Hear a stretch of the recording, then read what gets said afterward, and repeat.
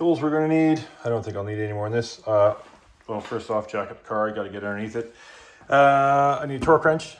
So 74 foot-pounds or 100 newton meters. So got that ready to go. It's 19 mil hardware, 19 mil wrench, 19 mil socket on a ratchet. I've got a breaker bar because it's going to be breaking 100 newton meter bolt. And there's your replacement. So we'll get underneath and have a look, see what we got to do there.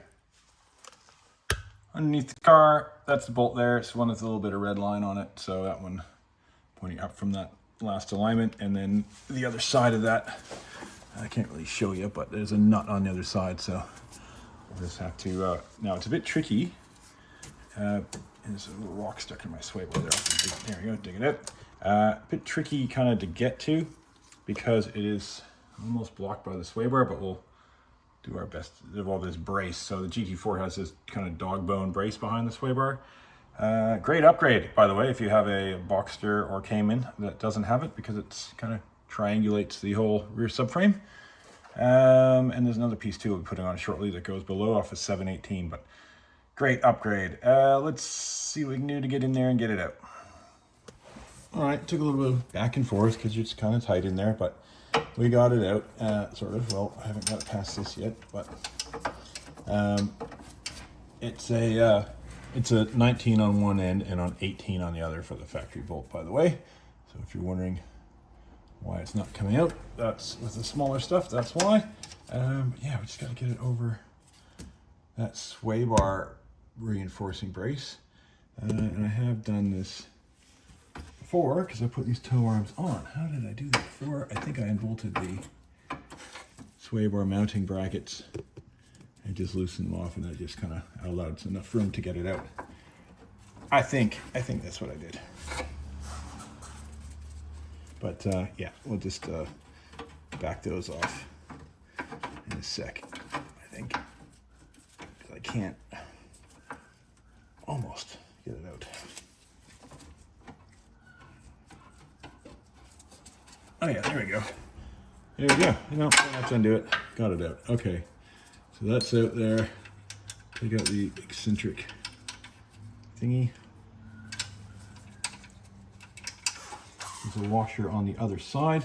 That's what the washer on the nut looked like. That's the eccentric washer. Okay, let's get the new piece and put it in.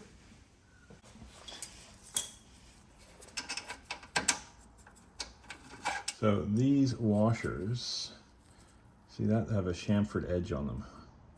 And it says, note the chamfered orientation. So that, from what I see, it goes in. So the chamfered edge goes in. Nice and easy, not too hard there. So we'll line those up and put them all in. All right, we'll do the same kind of orientation as they came out, which is the bolt on this side. And the flat part of this washer, because it's kind of U-shaped almost, the big flat part goes on the top. So I'll just put this through and try to get it back through the toe arm.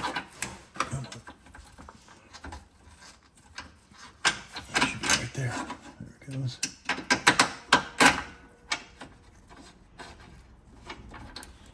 Okay.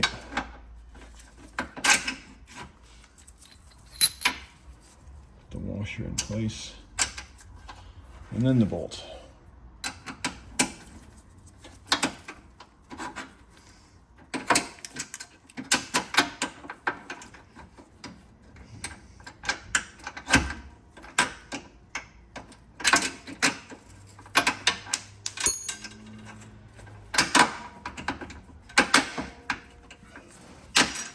Oh, there's my washer gone.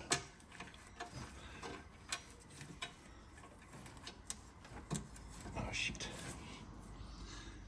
Okay, I got the washer jammed up between there. Okay, recovered my washer, and we'll put the other locking bit on. Orientation with the U down, back to the bolt.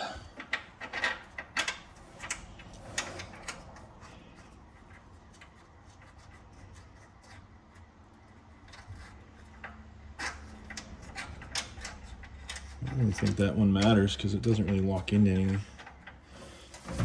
But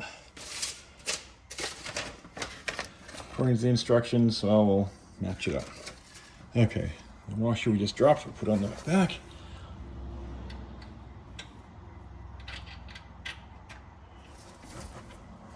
And the nut that goes with it.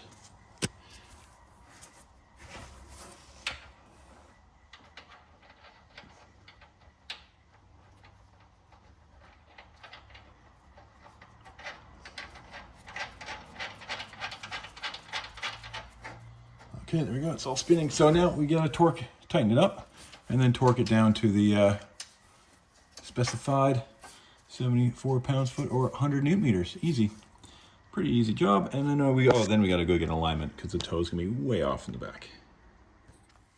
All right, torque wrench on. That's a pretty long bolt. Takes a while to get in there. There we go. 100 newton meters, 74 pounds-foot.